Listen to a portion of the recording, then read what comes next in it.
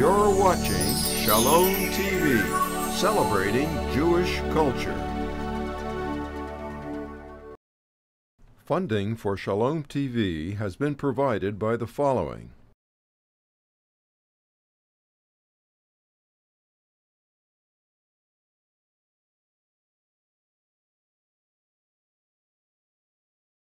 And by viewers like you. Jewish Education in Media is pleased to present L'Chaim, a program that highlights the people, issues, and events of importance to the Jewish community. Now here is your host, Rabbi Mark Golub. I'm Mark Golub, and as we begin the Jewish New Year together, it is clear that a number of rather dramatic and troubling events ended the last year. On the Israeli scene, on August 17th, a group of about a dozen or so Israeli teenagers, Jewish youth, brutally beat an Arab Israeli senseless in the heart of Jerusalem, while, according to newspaper reports, as many as 100 Israelis watched the beating without interfering. On the domestic scene, many pro-Israel Americans were extremely upset when the 2012 Democratic platform was published, omitting 4 extremely important points on Israel that had been part of the 2008 DNC platform. Though after an avalanche of criticism, the DNC did restore one element of the Israeli plank, describing Jerusalem as the capital of Israel. And in more global concerns, one of America's leading Middle East experts, Dennis Ross, warns that the state of Israel feels it must soon take military action against Iran's nuclear program or lose the window of opportunity to do so, while the Obama administration still wants to give diplomacy every opportunity to succeed, and while the chairman of the Joint Chiefs of Staff went on public record that he does not want Israel to draw the U.S. into a military conflict with Iran. What does the beating in Jerusalem say about Israel today? What is the significance of the DNC platform on Israel? And should there be concern that the U.S. will fail to stand by Israel on the issue of Iran? For analysis and opinion, I'm pleased to be joined now by 4 thoughtful and wonderful individuals, all of whom you've met before around this table. Let me reintroduce them to you, beginning with Dr. Steven Bayme, Director of the Contemporary Jewish Life Department of the American Jewish Committee and their Kupperman Institute on American Jewish-Israeli Relations. Micah Halpern, syndicated columnist and political commentator, who frequently lectures in both the United States and in Israel on issues relating to terror, foreign affairs, and the Middle East. Helen Freedman, Executive Director of Americans for a Safe Israel, which supports the Jewish communities of Judea, Samaria, and the Golan, and which supports the right of Israelis to live and expand their communities in all of the land of Israel. And Larry Stempler, a prominent New Jersey attorney who's heavily involved with the Democratic Party, currently serving as the New Jersey chair of the National Jewish Democratic Council. And to all 4 of you, I thank you so much for making the trip to sit at this table. Thank you. It's good to see all of you again. So I want to take the issues one by one. I want to begin simply by your reaction to the beating of an Arab Israeli in the center of Jerusalem while Israeli citizens stand by. Obviously, it was upsetting to read about the account, but the real question is, does it have any implications for the greater Israeli scene? Mike, I want to begin with you. How do you view that event? What's the significance of it? Well, the first thing I have to say, and I think any thoughtful person has to say, is that it's abhorrent. It is absolutely unacceptable. And it's important to recognize that from the very outset. But to give context, I think, is also important. One has to realize that this is one of a series of incidents. It is not a standard behavior in Israel. That's important to deal with also. The third and most critical is that these youths are being prosecuted. They're being brought to justice for what they did, which is also important to recognize. Given all that context, we can then, and only then, jump to the other educational issues, which I think are important in terms of Israeli society. Yes, indeed, there is tension in Israel between youths, and in Jerusalem especially, between communities and demographics, especially between religious and non-religious Jews, and between Arabs and Jews in Jerusalem. It's not just in Jerusalem, but primarily in Jerusalem itself now. And that has to be dealt with. It has to be confronted. And indeed, on the first day of school, there was a dictate that was brought down by this Minister of Education that indeed they had to focus on this tension, because without focusing on it, it will never be presented.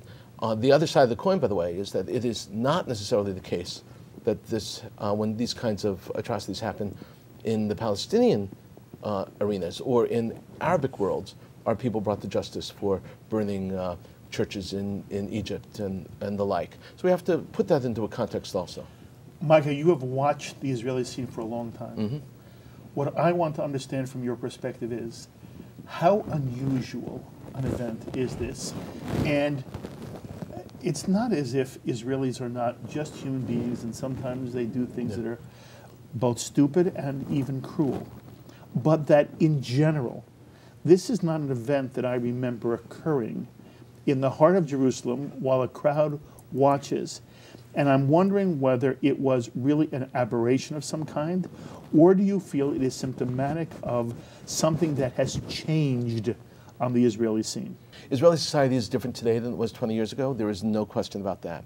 There are lessons to be learned from this event, and those that are similar to it. But it is incorrect to extrapolate that from these few events that we've seen, whether it be here or in Bat Ayin, or the other examples in let's say, Latrun, where there's graffiti there also, and the burning of this monastery, those kinds of things are single events. Yes, we can learn from it, but it's not to say that all of Israel is racist.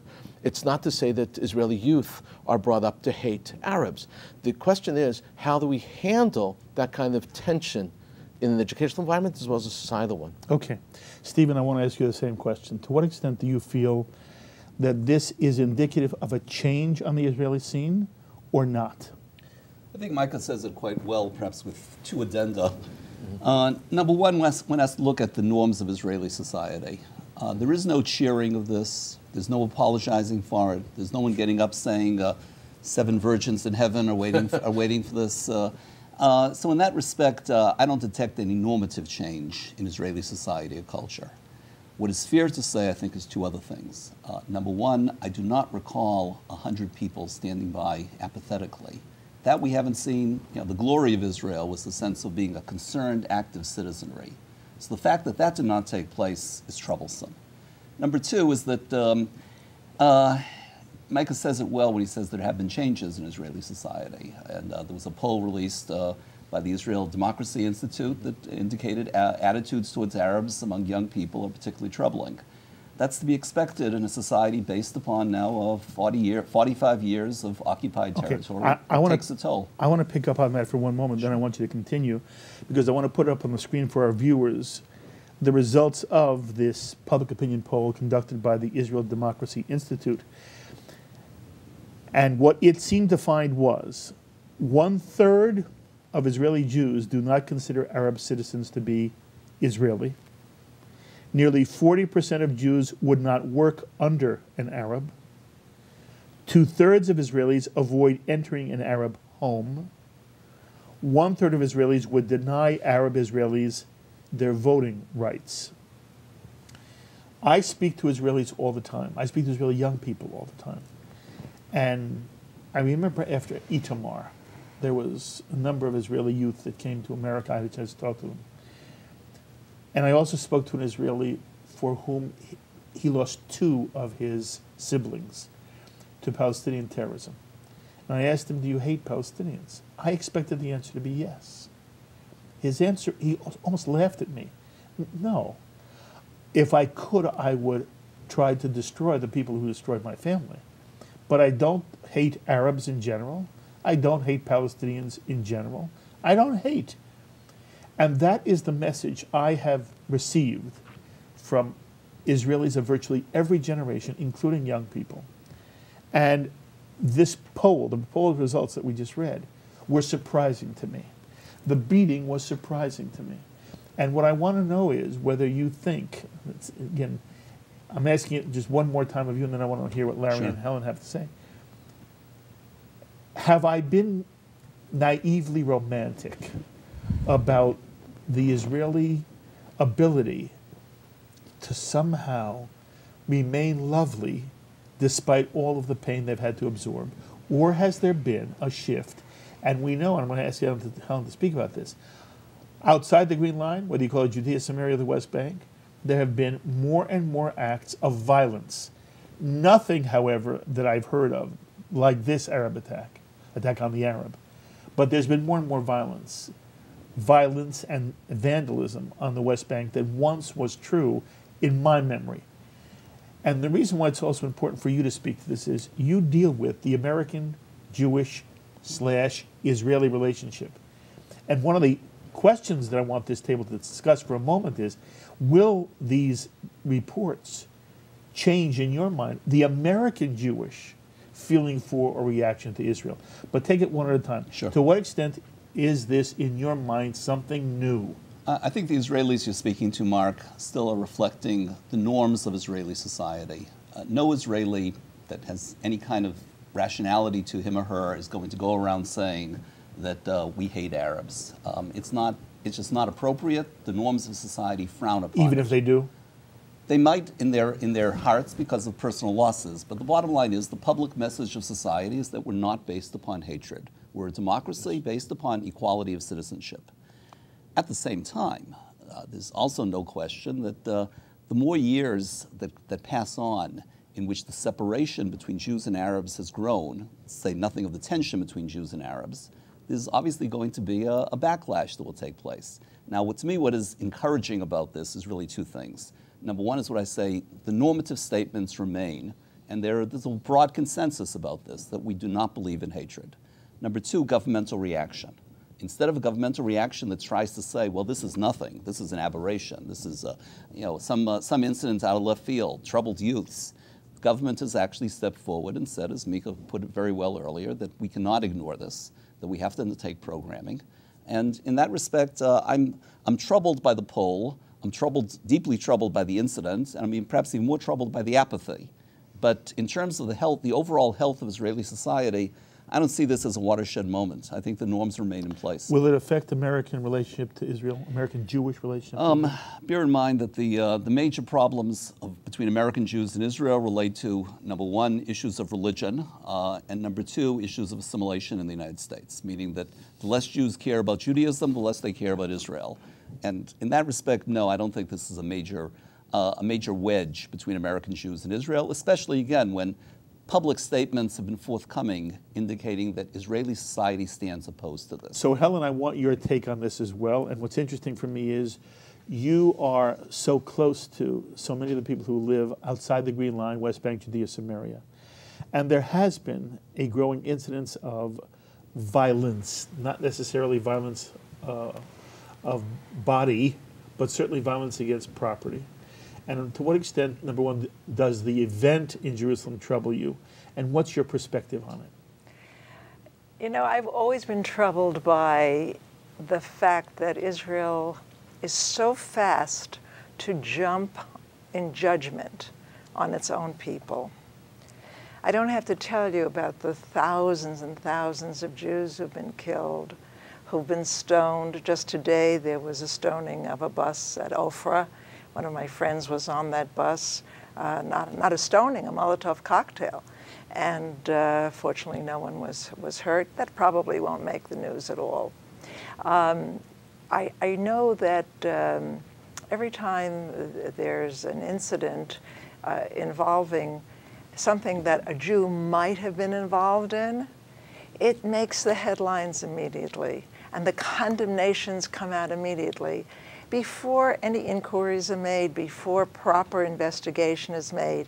Now, supposedly, in the case in Zion Square, a young Israeli girl, reported that an Arab had raped her. This could or could not have been true. I have no idea, but it has to be investigated. There's a story that the boy who actually did the beating of the young Arab who was badly hurt, that there was some ongoing problem with him, that he had just been through some sort of therapy program, etc. Anyway, there are lots of underlying causes that have to be investigated here. But it's shocking to me and so disturbing that Israel is the first to condemn itself. And very little recognition is given to the wonderful things that Israel does. Yesterday, I had the pleasure of meeting with a member of Knesset, Deputy Speaker for the Knesset, Sholom Mola. He's Ethiopian. He told his story of coming beregel, by foot, from Ethiopia to a point where somebody picked him up and put him in a truck. He'd never been in a vehicle before. And from the truck, he was taken to an airplane. He'd never seen an airplane before. And he was flown to Israel, where he was taken to a place where he was fed and housed and so on. They went in an elevator. He didn't know what an elevator was. The woman who put him in there, she came back a half hour later. She said, "You're still here." He didn't know that you press buttons and that you get off at the floor and so on. He didn't know about electric switches. Now he speaks English. He speaks Hebrew. He's a member of Knesset. 130,000 or more Ethiopians have been absorbed into Israel. You say you're troubled by the rush to condemnation. Yes. Have you thought about the price of not condemning? In other words, let's say people... No, I'm saying that there should be, absolutely, it appears to be a horrific situation that happened in Zion Square. I happen to have been to Zion Square many, many times. I see there are a lot of kids just hanging out. They hang out the way they would, I don't know where, in some park, in some neighborhood in New York or Chicago or Jersey or wherever. They're kids without direction and without, they don't have jobs, or it's summertime and they're not at school. Why should that inhibit us from saying that this is fundamentally wrong? Whatever the conditions are, it's a fundamental crime. I'm not saying that we shouldn't say it's wrong. I'm saying that we shouldn't rush to judgment. Israelis have a tendency to do that. And these condemnations make the front page of the New York Times, and they make the front page of Haaretz, and they make front pages everywhere. And they also send a message that we think it's wrong.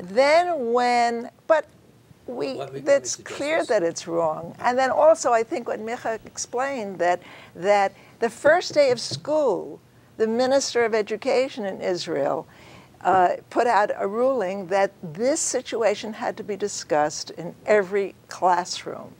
And they have to talk about hatred and so on. But now, that's the judgment. If we're talking... The bottom line is, if Israel and all of us don't condemn immediately those actions, it sends a very bad message.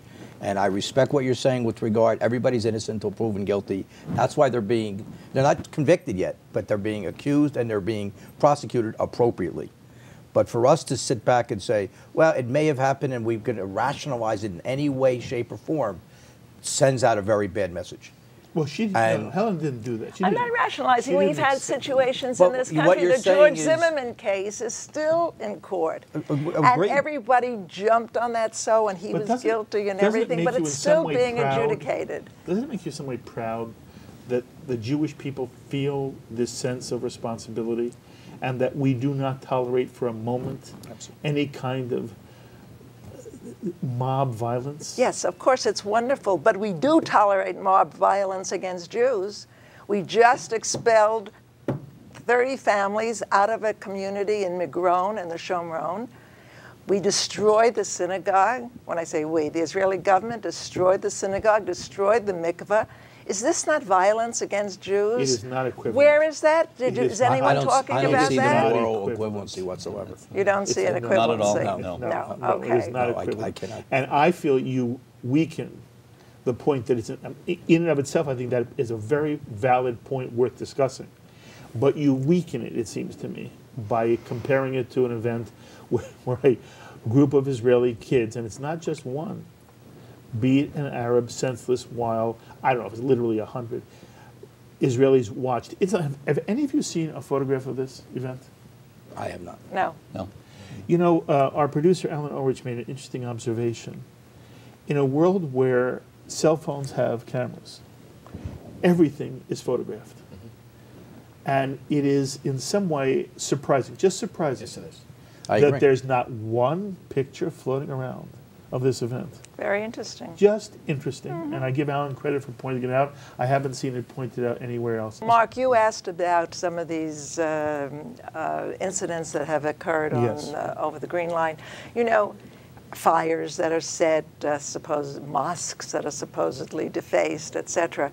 After the stories go out, and after the condemnations against the Jews, the kids, the retaliatory youth, these Orthodox youth in the West Bank, then it's discovered that actually the Arabs set the fire themselves, and that actually they did the defacing themselves, because what they're trying to do is discredit these Jews. So that's why I'm saying when we jump to judgment, we are feeding into that Arab narrative, and it's very dangerous. I don't think there was, though, in this particular instance. This particular instance, but I think the point you raised about no pictures is very interesting. But it's far more dangerous to remain silent.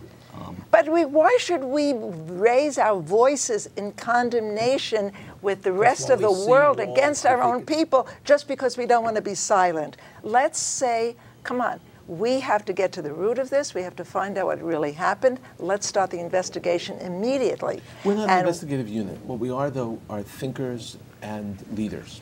The investigations fall into the category of police and judicial. The reality is that as leaders and as thinkers and as opinion developers, that's one of the things that we do. We are ultimately educators. Our need is to set things correct, to create some sort of moral compass, to say that some things are right and some things are wrong, even if we don't have all the facts. And it's important to say sometimes we don't have all the facts, and I accept that point. I really do. But to suggest that what was done might not have been wrong is a very dangerous and slippery slope. So I want I am not making that make certain suggestion. that that's the I'm case. saying No, that we, Alan did not I'm say that saying at we all. No one don't listens. have the But that's it. information. And that's what I'm saying. So to That's suggest we all. don't have it all. Okay. And that's the case, let's say, with the Bat Ayin example right now. But the two children, a 12-year-old and a 13-year-old, was arrested for throwing a Molotov cocktail at an Arab car that was driving by. The people in the car have been seriously wounded from the fire incident. The rabbi of the community said, and I actually brought you the quotes of the rabbi Yes, who you sent did. out the letter, where he says, this is absolutely unacceptable. If it was our children, this is wrong. We have to teach our children that this is absolutely the wrong thing. This is not self-defense. This is not anything. This is terrorism. Okay, and I want to ask again. I don't remember this happening 5 years ago. I don't remember this happening 10 years ago. Well, coverage changes a lot also. Are you? And That's what I'm. Is the it things that I because just didn't know? There were kooks. There were kooks always. There were kooks in And the there 30s. are no there were more kooks in kooks the than there were 60s, before? There were kooks in the 70s. There were kooks in the 90s. The kook level has not risen here. It's much more entertaining. Mark, the closest parallel, and it's really not a parallel, but the closest thing that certainly stands out in our memory is the Baruch Goldstein Yes, affair of right. 1994. Now look at that from perspective 18 years later. Outside of a very tiny minority of people who have made Goldstein into an icon, Israeli society is unanimous in seeing this as something condemnatory, not just worthy of condemnation, but necessary to condemn. Now, that took place I 18 would years disagree ago. with you. I'm sorry, Stephen. I know lots and lots of people who do not accept this condemnation of Baruch Goldstein. On that what there's a grounds? whole other On what story. grounds? On what grounds? I give my fellow Jews more credit perhaps than they I'm deserve. sorry. Let's just do I'm with sorry. numbers. On On what what grounds? grounds? On what On grounds? grounds that But we Baruch- should remind people. Yes. Baruch Goldstein took a machine gun, went into a mosque, and murdered, I believe it was over 20 people. 29 29 people. Marat Machpelah, not just Incorrect. who were worshiping. in the midst But of wait, it was not at the cave of Machpelah. It was in the It was Marat in the HaMachpelah. mosque. Yes. In the mosque. It was part of at it. the mosque. Okay. That's where the cave is, Yeah, right? exactly. Okay, but it was not the Jewish part of the mosque, a Jewish Depends part on of the the day, cave. by the way. It It was wasn't, shifted Mark, by at day. that time, there was no Jewish Arab it's- side. They did it after that. They divided it up. Okay, in any, I don't know okay, what anyway, they went in and Baruch Goldstein took a machine gun and murdered 29 29. people. Okay, and then he was killed himself. And you're saying that there are some people who don't condemn that. She said lots of people. I'm not saying that. Look, if you're just asking me, do you condemn the fact that somebody murdered somebody? Yes, of course you condemn that. But is there any way in which you would justify Baruch Goldstein taking a machine gun into the Cave of Machpelah and killing people? Is there any way you would justify that? If he understood, which is what I have learned, he understood that the Arabs were planning an assassination of Jews. It was just before Purim. And he was somebody, as a doctor, a medical doctor, who treated Arab patients as well as Jewish patients. He was sort of a saintly person. And he went to the Me'arat HaMachpelah to protect his community against an Arab assault. I don't feel that any mitigating circumstance could possibly justify these actions. And even if there were weapons found under the prayer rugs of the Arabs. There are many things to do. Yeah. A preemptive murder of dozens of people by a doctor, even much more so, I think it's very, very problematic. And I think it's, while sitting around the table, I need to interrupt you just to say that I need to I don't think we should continue this because it's, this is theory here, theory there. Okay, I don't think it's theory. But once again, I you have I have a real problem. Once again, you have condemnation without looking at the extenuating circumstances. The other four people at the table at the moment are saying, in essence, there is no possible justification that one could find for a man taking a machine gun, walking into a mosque, and just shooting 29 people. That's what the four of us are saying. And take it out of the Jewish context. Look what happened just a couple weeks ago in the Sikhs' temple. Is it different? I want to say the following, and then we'll move on to the democratic issue, the Democratic National Convention, which I find fascinating. I know that Israel condemns it, that by and large, anytime there's an act of violence, the Israeli people and the Jewish people as a whole do not glorify people who do violence against even our enemies, and that there's a certain sense of social regret in the Jewish community, even that we have to go to war. It's the old Golda Meir line, I will never forgive you for making us kill you. Okay. What I wanted to know was, I'm not at the moment talking about whether it's the Jews are the only ones doing violence. No, most violence is done against Jews. I know that the Israeli government has come down very harshly on this, and that makes me proud also. I'm only asking whether this reflects in some way a change in attitude that would be troubling to me to the extent to which it is true. And I think that there are many American Jews who care about we have been very proud of, and we've talked about the idealism of the Israeli society in the face of acts of unspeakable terrorism. And Itamar, to me, was the quintessential moment when Palestinian terrorists thought it was appropriate to slit the throats of people in bed, including a 2-year-old child. How do you possibly justify that? So I'm only saying that the reason why this event is important, and the only way in which I wanted to hear your perspective is it a change, or is it in some way something that does not say to you that the Israeli society is in some way slipping in its idealism? The only way I would agree to the notion that there is a change, if the condemnations that Helen Freedman opposes so much, if they were not present, coming from the government, from the media, from the educational circles, were those condemnations absent, I'd be much more worried about a change. Are you worried that this will happen more and more? I think the real focus of worry probably is less the Zion Square type of incident, which is really on the extreme, and also, let's say, troubled youth. I mean, that's a reality and will happen in any society. The real issue is hilltop youth on the West Bank, where the overall climate is one of, we should do whatever we should do because we can't rely on anyone else to protect us. And there, I think the incidents of lawlessness have grown, number one, and number two, are likely to grow in the future. And the government has taken moves, such as the ones Helen mentioned about Migron, But the reality of Hilltop Youth and what they're doing still remains. Does it bother you that a third of Israelis say they would deny Arab Israelis their voting rights? Again, this poll is very disturbing, absolutely, and it's the sort of thing. Do you consider this a change in Israeli mentality? Polls have to be followed, tracked over a period of time. This is not to be etched in stone, is it? It's not to be etched in stone, and frankly, I hope it's wrong. I think there are three things here that are important in terms of this discussion as to whether or not Israel has changed. The first, I think it should be very clear that that it's easier to cover extremists today than it was 20 years ago. And people are excited about the coverage of extremists. It becomes interesting. People like to read about it. We read about it all over the place. That's one.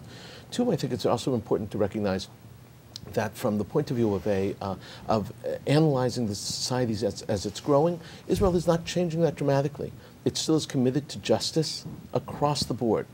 And three, which is even more critical than it all, is to realize that Jewish youth over the summer in Israel find things to do.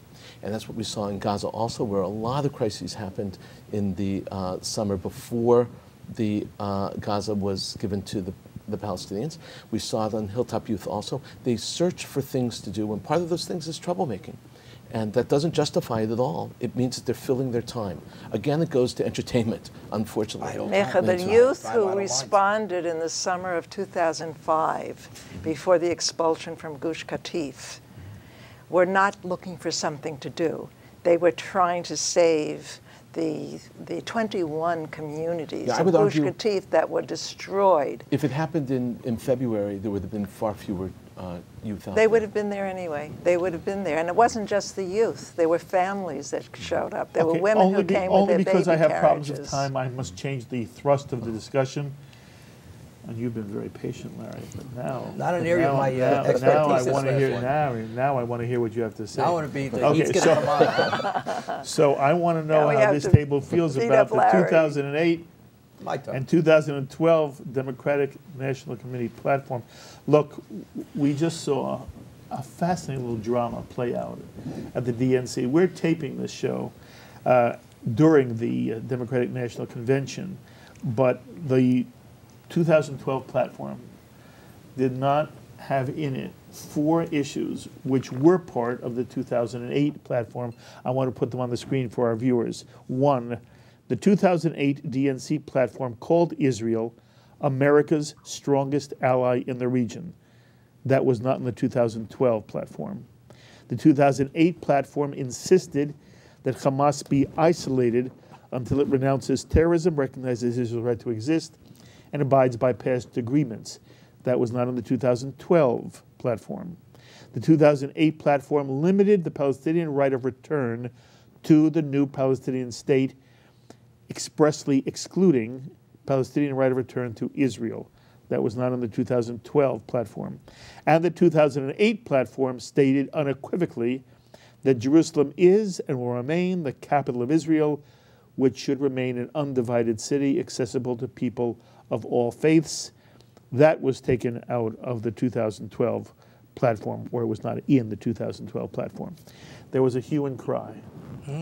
And we spoke to the DNC. They actually had a representative call me personally as the president of Shalom TV to explain to me that the 2012 platform was an attempt to sort of highlight the president's past record in his last 3.5 years. It was not some kind of statement of principles, although obviously a platform is a statement of principles. And then after saying that to me, lo and behold, that evening, actually the next evening, there was such pressure put on the DNC that on the floor of the convention, there was an amendment. There were 2 amendments, one to replace God into the platform, and also to replace the comment about Jerusalem as the capital of Israel into the platform. There was no attempt to mention that Israel is America's strongest ally, or to deal with Hamas, or to deal with the Palestinian right of return. And as we all saw, there was a great deal of booing that went on when the chair of the convention tried to introduce these amendments. The question that is being raised is, to what extent, to any extent, does this reflect from within the extreme portions of the Democratic Party, which is what Alan Dershowitz says is happening here, that the extreme left within the Democratic Party has hijacked the platform and the democratic position on Israel. And that, in fact, for the first time, there is a significant difference between the way the Republican Party is supporting Israel and the way the Democratic Party is supporting Israel. Now, I will get emails from people who will argue that I am taking a side.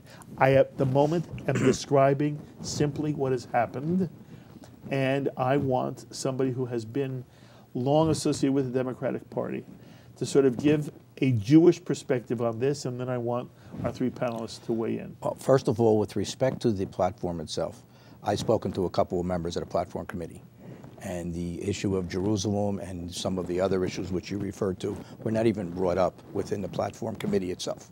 Now, I'm not saying the people the chairman of them didn't have discussions, but the committee itself did not. With regard to the first 3 points, I understand what the import of that is. The import is that it wasn't even brought up that there was an omission of the Jerusalem question or others. It was the conversation was with regard to Israel, and I think the language of the platform is quite strong on what has happened, and clearly it's said blatantly, openly, that Israel is our ally, that we're beyond the strategic interest, that we are, in fact, our values are the same.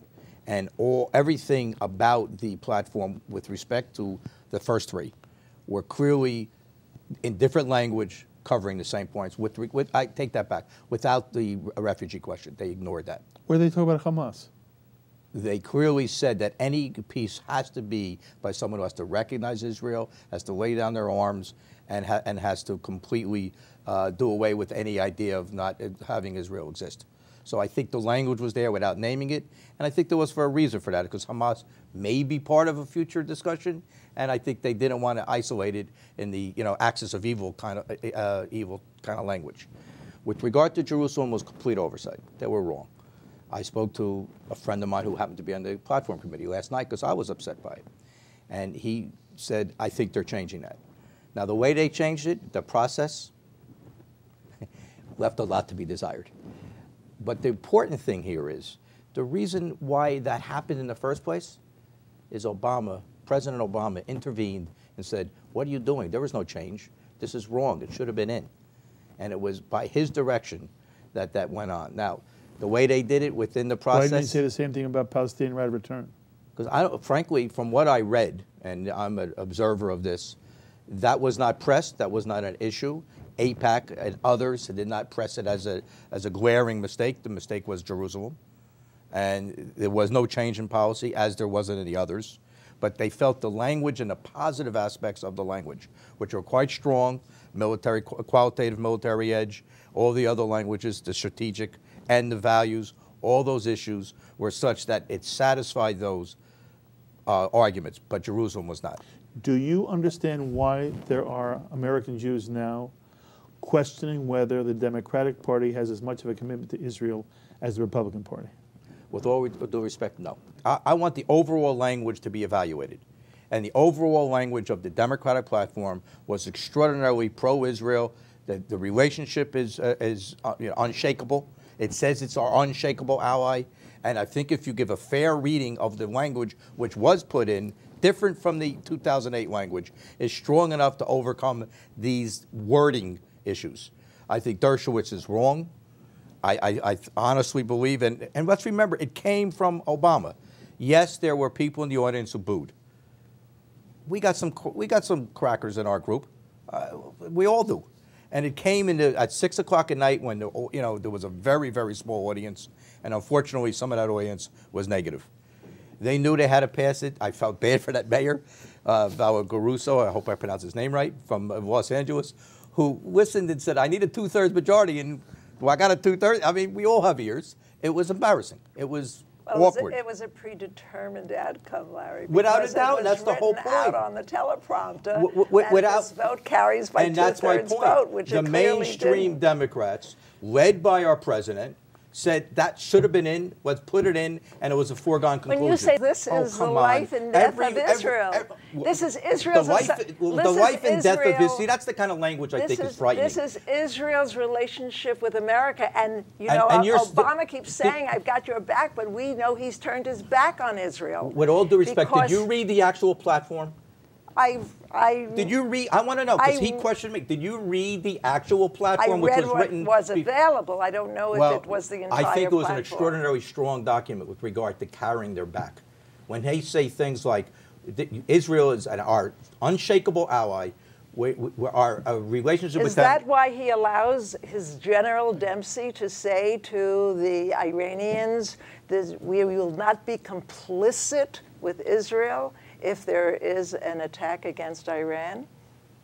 That language is unfortunate. I disagreed with it. Unfortunate. Yeah, it is. It's unfortunate. Yeah. But he also said that containment is not... Was there condemnation by Barack Obama of that language? I didn't read it. No, I didn't read it either. No, and I'm not suggesting it should have been. It was language which he also said that we shall not have a containment policy. Our goal, 100%, is to make sure they do not obtain any weaponry, nuclear weaponry, and we'll do everything we can. But he keeps talking about engagement and diplomacy and because that's what he believes and sanctions in. that don't work. Others believe in that too. Well, you say they don't work. Everyone admits they don't work. I don't know who this everyone is, but so far, thank God, there hasn't been. All right, Steven. Can I return to the point about the platform? We can, the Iranian thing is interesting, and we'll get to it perhaps. But look, first of all, just for purpose of clarification, American Jewish Committee is a nonprofit, tax-exempt organization. We do not endorse candidates, and anything I'm going to say should not be interpreted as an endorsement. The last thing I would do is advise people as to how to vote. That said, I do think here whether Dershowitz is correct or not about the actual process of what took place, I don't know. But what is fair to say is that we have had a long-standing problem with minority elements. By minority, I don't mean ethnic or religious minorities. I mean a minority of Democratic Party activists on the left-wing fringe that really do have a dislike of Israel. Now, in the past, when this has come up, the pro-Israel community has been strong enough to prevail against that minority. It's very important, and here's where I departed a bit from Helen, it's very important that the cause of Israel remain a bipartisan concern. And the thing to walk away with from this, I believe, is that the platform fiasco, or whatever you want to call it, the controversy of the platform is disturbing. The reception and the vote of it is somewhat troubling because it does reflect the presence, at least, of this left-wing minority group that is quite vocal and quite shrill. That said, other things need to be put into place, namely that both party platforms do assert American friendship for Israel. And that's the overriding concern, that the support for Israel is a bipartisan concern. Now, with that, we're going to have disagreements about particular candidates, and that's what an election should be all about. Steve, I appreciate very much your comment, because what I and our party and my group, and I only speaking for myself, I don't also speak for my group completely, but of course I'm a representative of it to the extent I am. But we believe it's a bipartisan issue. We hate when it becomes a wedge issue. Exactly. We condemn that in the highest way. And a lot of times I feel that there is an attempt to make that into a wedge issue. Are there elements in the Democratic Party which are not pro-Israel? Absolutely. Is that the mainstream of the Democratic Party? Absolutely not. Have they somehow, and the concern I have, and this is where I think I disagree with some of the way it was presented, the left didn't, that element did not take control of and somehow, sabotage the platform. The platform was a very positive pro-Israel response to what they believe was the policy, is the policy, remains to be the policy. Okay. What they try to do is avoid the final issues, the final negotiating issues. I want to ask this of you. And I don't think they did it well. You say it any way you want. There were 4 elements in the 2008 platform that were not in the 2012 platform. Right. Does it matter? In the long run, it doesn't matter. Was this a lot to do about nothing? No. It shows a relatively lack of understanding on the Democratic side of what it means to be pro-Israel and a lover of Israel. I'm not saying they're not lovers of Israel. I'm saying that indeed they didn't understand the centrality of Jerusalem to that love of Israel. That, to me, showed myopia and immaturity. To remove Jerusalem and to still come with the argument which says we are so pro-Israel, and then to look at the platform which is very pro-Israel, but to suggest that we're so pro-Israel and Jerusalem doesn't need to be a part of that shows something, a lack of understanding of Israel itself, because there's no argument in Israel as to whether or not Jerusalem is the capital of Israel. No argument at all. Across the board, the only people that would challenge that might be Palestinian Israelis. The vast majority of Jewish Israelis, I'm talking way into 98% and higher, know full well that Jerusalem is their capital. Not to realize, not to people would be upset, that's irrelevant to me, but to show that they are so immature in their understanding with the larger picture of Israel that Jerusalem isn't part of it, I thought was a serious mistake. The other mistake is a political one. I'll finish this, and this you won't appreciate. The other one you did. At 5:02 in the afternoon, when you have a vote that's important to you, you stack the crowd. I accept that. And so I'm saying this is poor organization. That no, and for any of you who have been to conventions, I've been to conventions, organization is a huge component of it. You stack the crowd. Now, the boos didn't disturb me at all, because the boos were very few. It was the naysayers. There's a big difference between booing and nay. Absolutely. Right? It was the naysayers. And to allow the naysayers to have such a powerful voice about something you thought was going to be a slam dunk is poor organization. It's as simple as that. Is it only organizational problem? No, the conceptual one I dealt with earlier. Let me deal with it. But and again, at the moment, I just want to understand. Yes. I'm not advocating, and I'm not in any way suggesting who should vote for whom at all. But I want to understand. I take very seriously everything everybody says, Democrats and Republicans. As you should. And my job, I feel, is, number one, to make sure the public understands what's being said, and to ask why it's being said, whether a Republican says it or a Democrat says it. Or what's not being said. Or what's not being. In this particular case. Exactly right. That's my goal. It bothers people who watch Shalom TV if their guy is being questioned. But as a result, I get emails from left sides. and right, both of whom are angry at me. Well, okay, this is the problem. but I want to understand this. To what extent is this? I say it again. Is it a lot to do about nothing, or when somebody says to me, "I don't want Israel to be a wedge issue," I right away know that's being said out of a defensive position. Mark, I want to jump in. If somebody feels that their position is strong, they don't mind Israel being an issue. And it's an issue, not a wedge issue, it's an issue. If there is a real difference between the Republican stand and the Democratic stand, I want it discussed. If there's none, I want it said there's none. So, is there a difference or not? No. In the larger scheme of things, both parties have an enormous affinity towards Israel. The challenge right now is that the current party in power, under the direction of President Obama, has a track record upon which to address these issues. Romney, under the Republican Party, does not have a track record. So it doesn't matter what's being said. In other words, you can compare them if you want, but they're really not comparable. You can't do that. There's no track record on Romney's side. There's no track record at all. And by the way, for all those who say that Romney went to Israel, Obama went to Israel before the election. And was in Sderot and did all things. Right. So all these, the right things are being done. Greatly influences Sderot and Iron Dome policy. Yeah, no, I'm not questioning that. What I'm trying to put into context is an understanding of larger issues. The argument of the Democratic leadership that sort of said these issues were afterthoughts is deeply troubling to me. Okay, because do the you word believe when for one Wasserman moment? Schultz Do says you believe it's for an one afterthought, that's an immaturity of understanding. In other words, when a child says God is an afterthought and they're 10 years old, that I can accept, okay, because they didn't really think about it. When an 18-year-old says to me God is an afterthought, they deliberately didn't think about it. Okay. It wasn't Do just an you afterthought. accept for one must moment, interject just one something second. here. You accept for one moment the notion that the 2012 plank on Israel and the Democratic platform was written without anybody noticing what was said in the 2008 pledge? Of course not. You compare Of course them. not. You're comparing. Of course. It's an editing process. It's a question of the committee. Helen, what do you want to say? I must Okay. interject this, that this Jerusalem thing was not just an oversight and a slip of somebody's pen, because when Jay Carney, the press agent for Obama, was interviewed directly, just like you would be sitting here across the aisle Yes. from him, and saying, "Is Jerusalem the capital?" And Carney said, "Well, you know we haven't changed our position." And the reporter said, "But is it the capital?" And he said, "Well, obviously, you know the that Obama I haven't administration changed does my not want to say position." it is.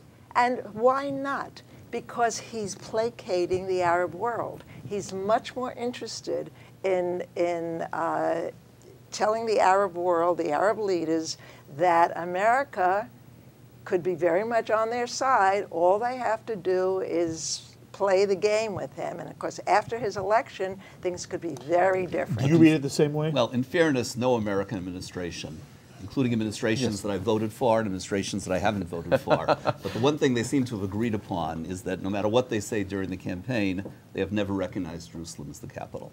Now, That's not true. It's 1995. We have a law, a constitutional law, that Jerusalem is the capital, and we have a mandate to move. Policy is not It changed. hasn't been moved because there's a waiver, and they exercise the waiver. But if you look at the law, we have a law on the congressional books that it's supposed to be moved to Jerusalem. This is being done because of anti-Israel elements. The counter-narrative would be is that the administration wants to see this as a negotiable issue in terms of final status. We certainly went through this in 2000. Those negotiations failed. And any administration, frankly... Negotiate with people. This Mahmoud Abbas, who's part of Hamas. He's joined with Hamas, which is why that wasn't in that anything which was the a final status 2012 negotiation was not going to be addressed. That was a mistake. I agree with you. How's that? Oh, I agree with you that it was naive and incorrect to not put it in the first place. And someone should have been there saying, hey, why did you take this out in 2008? But I'm telling you, from people I spoke to directly or on the committee, it was never brought up. I believe that right now the United States is having a difficult time understanding the role of Jerusalem. I believe that policy is that Jerusalem is not the capital of Israel. I have difficulty with that because I think it's fundamentally wrong. I think the state should be able to determine its capital and not some other state. I think that they're wrong in that. Don't think that they reflect Israeli point of view on that. I do, however, fear that the United States policy can be dictated sometimes by the way in which their decisions might be interpreted by other Middle Eastern powers. I think that's a mistake. I think that sometimes you just have to say, we believe this because it's the right thing to do. And so far I haven't heard that from any Republicans or the Democrats, because the Republicans also have decided that the moving of the embassy is not necessarily the best issue right now. So I want that to be clear too. The undivided issue, No, I think, one is the can, issue. one can focus on that, but what I'm trying to say is that something that's so clear to the minds of most Jews watching this show is not necessarily clear to the administration or future administrations. Namely that Jerusalem is the absolute 100%, not talking about divided or not divided, capital of Israel. And if there were to be a two-state solution, which we might move into that discussion, those same people still believe that Jerusalem should be either shared or the capital, either a shared capital or certainly the capital of Israel. I just want to understand what you're saying. Are you suggesting that, and I'm going to defend the Republicans and the Democrats, that either party is suggesting that it won't be eventually a capital, may be shared, but the capital? No, as of this moment, no one wants to move policy and make Jerusalem... Because it's a final status negotiation. No, actually, I suggest that because there might be also some serious backlash from the Arabic world. And so that's something that frightens them. Hold on one second. I'm sorry to interrupt. You are all so wonderful, but we have to pause. This has been part one of our discussion with Micah Halpern, Steven Bayme, Helen Freedman, and Larry Stempler. I hope you'll join us next time for part two of our L'chaim Roundtable. Of course, as always, I invite you to be in touch with me with any of your own comments to the ideas expressed by our guests. Please email me, write me, post on our Facebook wall, or tweet me. I look forward to hearing from you. And my friends, for all of us here at Shalom TV, my profound best wishes to all of you for a wonderful, healthy, and sweet new year. Shana Tova Umituka. I'm Mark Golub. L'chaim, my friends, to life.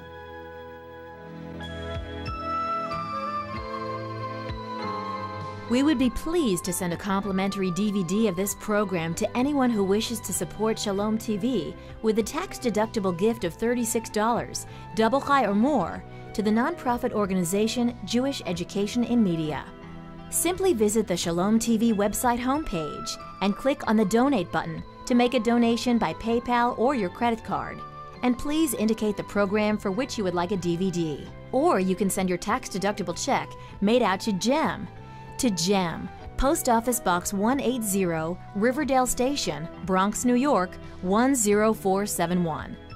And again, please remember to indicate which program you would like to receive on DVD with our compliments.